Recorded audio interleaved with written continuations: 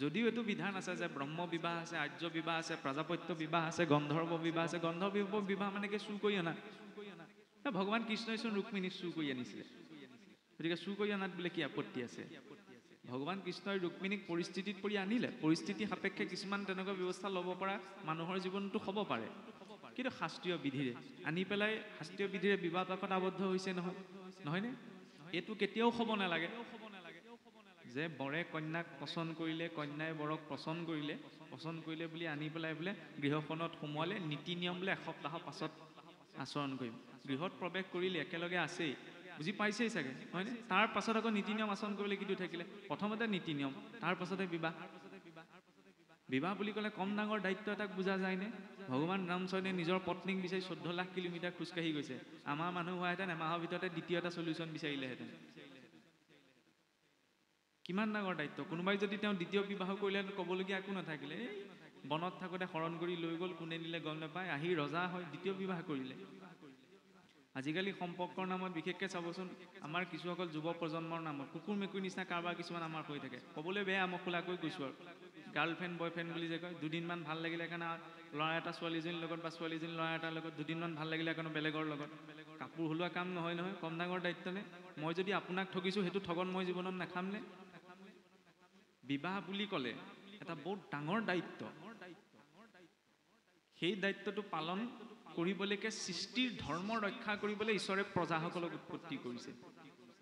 গতিকে সেই দায়িত্বটো যদি অন্তমনেৰে সকলো মনুষ্যই আমি বুজি উঠোঁ, তেতিয়াহ'লে গৃহস্থী আশ্ৰম পালন কেতিয়াও বিভিন্ন কথা লৈ বাক বিতণ্ডা, তৰ্ক বিতৰ্ক ভুলতো নহয়, কাৰণ সংসাৰ এটা অতি পবিত্ৰ দায়িত্ব পালন কৰি থকা হৈছে, নহয়নে? আৰু সেই বিবাহত আবদ্ধ হ'বলৈ যাওঁতে যেতিয়া ঈশ্বৰ আহি উপস্থিত হৈছে, তেতিয়া ঈশ্বৰে কৈছে বোলে তোমাক কেনে লক্ষণযুক্ত স্ত্ৰী লাগে তুমি কোৱা। তেতিয়া ঋষি কদৰ্মই যিকেইটা লক্ষণৰ কথা কৈছে সেইকেইটা আমাৰ বাবে গুৰুত্ব দিবলগীয়া, যে ৰূপেশু লক্ষ্মী, সমায়া ধৰিত্ৰী, কাৰ্যেষু মন্ত্ৰী, কৰণেষু দাসী, আহাৰেষু মাতা, শতকৰ্ম নাৰী, কুল ধৰ্ম জাতা। যে এই 6টা গুণ থকা এগৰাকী নাৰীৰ কথা মোক কওক। 6টা গুণ কি? ৰূপত লক্ষ্মী। লক্ষ্মী মানে দেখিবলৈ ধুনীয়া, এই কথাটোৱে কোৱা হোৱা নাই। লক্ষ্মী বুলি ক'লে আমি পোনপ্ৰথমতেই বুজো ধন ঐশ্বৰ্যৰ গৰাকী। লক্ষ্মী বুলি ক'লে নিৰহংকাৰক বুজা যায়। সমস্ত জগতৰ ঐশ্বৰ্যৰ গৰাকী হৈও দেৱী লক্ষ্মী ক'ত বহি আছে? নাৰায়ণৰ চৰণত। তেওঁৰ সন্মানত আঘাত লাগিব বুলিতো ভবা নাই। এতিয়া গোটেই বিশ্ব ব্ৰহ্মাণ্ড ঐশ্বৰ্যৰ গৰাকী মই আকৌ নাৰায়ণৰ ভৰিত ধৰি পেলাই গ'লে বহি থাকিম, মোক সন্মানত আঘাত লাগিব। সেই অহংকাৰত বহা নাই, নিৰহংকাৰ ভাৱত বহিছে। গতিকে নাৰীগৰাকীক নিৰহংকাৰী বুলি কোৱা হৈছে। অহংকাৰৰ অটো নাই নাৰীৰ ভিতৰত। ৰূপেশু লক্ষ্মী, ক্ষমায়া ধৰিত্ৰী, ক্ষমাৰ সময়ত তেওঁ ধৰণীৰ দৰে। যিদৰে এই বসুমতীতে আমি থু খেকা মল মূত্ৰ সকলো পেলাইছোঁ, কিন্তু এই বসুমতী আমাক মাতৃবত পালন কৰি আছে। সেইবাবে ৰাতিপুৱা শুই উঠি বসুমতীকো প্ৰণাম কৰা হয়। কিছুসকলে এইটো এতিয়া কৈ দিব এইটো বোলে আনদেৱী সেৱা। এইটো আনদেৱী সেৱা নহয়, বিষ্ণুৰ পত্নী হৈছে বসুমতী। গতিকে বিষ্ণু পত্নী আমাৰ 5গৰাকী মাতৃ হৈছে, নিজ মাতৃ, বসুমতী, গুৰু পত্নী বা মাতৃ, গো মাতৃ আৰু বেদ মাতৃ। এই 5গৰাকীৰ মাতৃ স্নেহ আমি পাইছোঁ। গতিকে মাতৃৰ প্ৰতি সন্মান জনোৱাটো পুত্ৰৰ দায়িত্ব। তাৰ বিষয়ে শাস্ত্ৰৰ মত লোৱাৰ প্ৰয়োজন নাই, সেইটো সাধাৰণ মানুহে ঢুকি পোৱা কথা। গতিকে বসুমতীও আমাক পালন কৰি আছে। গতিকে সেই ক্ষমাৰ সময়ত বসুমতীৰ নিচিনা বুলি কৈছে যে ঘৰখনৰ কোনো অপৰাধ আইগৰাকীয়ে অপৰাধ বুলি গ্ৰহণ নকৰে। কোনোবাই কিবা এটা ক'লে ধৰি নাথাকে। সমায়া ধৰিত্ৰী, কাৰ্যেষু মন্ত্ৰী, কাৰ্য কৰা সময়ত মন্ত্ৰীৰ দৰে। মন্ত্ৰীৰ কাম কি? ৰজাই ভুল সিদ্ধান্ত এটা ল'লেও মন্ত্ৰীয়ে শিকাই বুজাই দিয়ে, হয়নে? মন্ত্ৰীজনটো সেইকাৰণেই ৰজাই লাগে, যাতে কিবা এটা সিদ্ধান্ত লোৱা সময়ত আলাপ আলোচনা কৰিবলৈ। পুৰুষৰ পটককৈ খংটো উঠিব পাৰে, ভুল সিদ্ধান্ত এটা ল'ব পাৰে, আইগৰাকী ধুনীয়াকৈ বুজাই দিব, তাৰপিছত যদি নুশুনে ক'বলগীয়া নাই। সেইকাৰণে কাৰ্যন মন্ত্ৰী স্বৰূপা বুলি কোৱা হৈছে। কাৰ্যেষু মন্ত্ৰী, শয়নেষু স্ত্ৰী, শয়ন বেলাহে তেওঁ স্ত্ৰী, আহাৰেষু মাতা, আহাৰ দিয়াৰ সময়ত তেওঁ মাতৃস্বৰূপা সকলোৰে বাবে। শতকৰ্ম নাৰী, 6টা গুণ যিগৰাকী নাৰী থাকিব তেওঁ সেই কুলক ঊৰ্ধ্বগামী কৰিব পাৰিব। কাম্য কৰ্ম যত মানে হবে পৰিহৰি, যাৰা তজু চৰণে ভজয় নিষ্ঠ কৰি, তাসম্বাক মনে জানি দিবা ভালো যায়, পাছে মুখ্য দিবা প্ৰভু যদি থাকে দায়। কাম্য কৰ্ম সকলো কামনা বাসনা পৰিত্যাগ কৰি তোমাৰ চৰণত মতি থকা এগৰাকী নাৰীৰ কথা মোক কোৱা। মুখ্য যদি পিছত যদি দয়া থাকে তেতিয়া মুখ্য পাছত দিবা। এতিয়া মই সৃষ্টি কৰ্ম কৰি বুলি। তেতিয়া ভগৱন্তই কৈছে স্বয়ম্ভুৱ মনুৰ কন্যা আই দেৱহূতি স্ব ইচ্ছাই মনুৱে তোমাৰ গৃহত অৰ্পণ কৰিবহি। গতিকে বিবাহ হ'লেও এনেকুৱা পুৰুষাৰ্থ হ'ব লাগে যাতে পিতৃ বাধ্য হৈ যায় সেইজন বৰক বৰণ কৰিবলৈ। জোৰ জবৰদস্তি পিতৃ মাতৃৰ ইচ্ছাৰ বিৰুদ্ধে গৈ বিবাহ পাশত আবদ্ধ হোৱাটো কেতিয়াও খোলাকৈ কৈছোঁ প্ৰেম ভাল পোৱা সমৰ্পণ হ'ব নোৱাৰে। কেলে হ'ব নোৱাৰে? প্ৰেম বুলি ক'লেই আমাৰ সহজতে মনলৈ কি আহে? ল'ৰা এটাই ছোৱালী এজনীক ভাল পোৱা কথা, ছোৱালী এজনীয়ে ল'ৰা এটাক ভাল পোৱাৰ কথা। কিন্তু যি পিতৃ মাতৃয়ে জন্মৰে পৰা আজিলৈকে মোক খুৱাই বোৱাই ডাঙৰ দীঘল কৰিলে, প্ৰেম বুলি কোৱাৰ লগে লগে পিতৃ মাতৃৰ প্ৰতিছবিখন মনলৈ নাই অহা নহয়।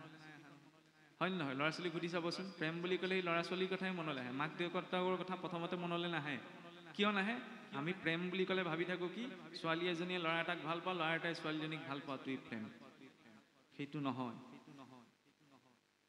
সেইকাৰণে কিছুসকলে দেখা যায় আজিকালি যে পিতৃ মাতৃৰ ইচ্ছাৰ বিৰুদ্ধে যে বিবাহ পাশত আবদ্ধ, এইটো বৰ বেয়া কথা।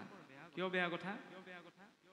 কাৰণ আপুনি চাওক যে হিৰণ্যাক্ষয়ো যেতিয়া ইন্দ্ৰক পৰাস্ত কৰিছিলেগৈ, ইন্দ্ৰৰ বিজয়ৰ প্ৰতীক হিচাপত মুকুটটো কাঢ়ি আনোতে স্বৰ্গৰ মুকুটটো নিজে পিন্ধাহি নাই, দৈত্য আছিল যদিও আনি পেলাই নিজৰ মাতৃৰ চৰণত দিছেহি।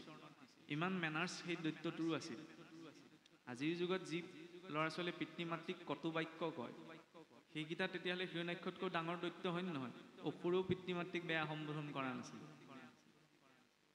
তেনেকুৱা পৰিস্থিতি যদি হৈছে, তেতিয়া মানুহৰ মাজতেই অসুৰত্বৰ প্ৰভাৱ বিস্তাৰ হোৱা নাই নে? মনুষ্যত্ব দূৰৰে কথা। কিয় হৈছে? সংস্কাৰত গুৰুত্বতা নাই। মনুষ্যৰটো গৰ্ভ সংস্কাৰ পৰা অন্ত্যেষ্টিক্ৰিয়ালৈকে অন্ততঃ 10টা সংস্কাৰ থাকিব লাগে। আৰু এই সংস্কাৰত গুৰুত্বতা ন্যায় কাৰণে চাওকচোন, গৰ্ভ সংস্কাৰ, পুংসৱন, হিমন্তু নয়ন, জাতকৰ্ম। পুংসৱন, হিমন্তু নয়ন এইবিলাক ক'লে আমাৰ মানুহে মুখ ঘূৰাই ওপৰলৈ চাই থাকিব। এইবিলাক কি শব্দ? আগতে এইবিলাক চলিত প্ৰথা আছে, যিটো কিছু স্থানত পোহনী বিয়া বুলিও কয়। ইমানখিনি সম্ভৱ নহ'লে অন্ততঃ জীৱনটোত সাধাৰণ যিকেইটা প্ৰয়োজন, এনেকে নকৰাকে বোলে আমাৰ সংসাৰ চলি গ'ল, এইটো নহয়। সংসাৰ চলি থাকিব।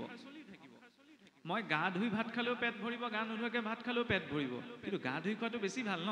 গতিকে আমি যদি বিচাৰোঁ সংস্কাৰবিলাকত গুৰুত্ব এটা দি আৰু জীৱনটো ধুনীয়া কৰিব পাৰোঁ, যিমানে জীৱনটো ধুনীয়া হয় সেইবাবে নিজৰ বাবেহে ভাল।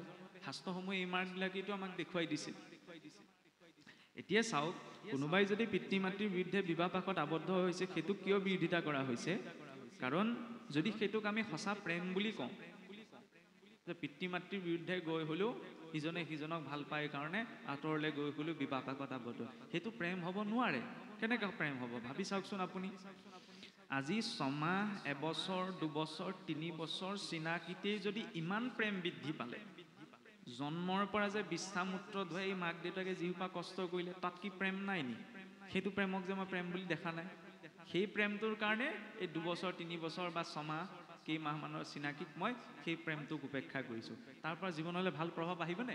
ইয়াত যে বিতুষ্ট কৰিলোঁ, সেই বিবাহৰ ব্যৱস্থাৰ মাজত সোমোৱাৰ জৰিয়তে মই ভুগিব লাগিব। মই ভাবিছোঁ যে হৈ গ'ল আৰু এতিয়া বিবাহত সোমালোঁ যেতিয়া, শিৰত সেন্দুৰকণ দি দিলোঁ যেতিয়া, খেলা খতম আৰু সকলোৱেতো মানি ল'ব লাগিবই। কিন্তু তাত আমি সেইটো ভুগিব লাগিব। সেইটো আপোনাৰ জীৱনতো প্ৰযোজ্য, মোৰ জীৱনতো প্ৰযোজ্য। সেইকাৰণে বাৰে প্ৰতি ক'ব বিচৰা হৈছে যে বিবাহ এটা বৰ ডাঙৰ দায়িত্ব। বিধি বিধান অনুসৰিহে সেই দিশত আগবঢ়াটো মনুষ্যৰ বাবে বৰ প্ৰয়োজন। এতিয়া চাওক, স্বয়ম্ভুৱ মনুৱে নিজেই আহি নিজৰ কন্যাক ঋষি কদৰ্মৰ হাতত দি থৈ গৈছে। গতিকে বৰৰো প্ৰকৃতি এনেকুৱা হ'ব লাগে যে কন্যাৰ পিতৃয়ে নিজেই দিবলৈ বাধ্য হয়, জোৰ কৰিব যাতে নালাগে। সেইটোহে পুৰুষাৰ্থ, হয় নহয় বাৰু?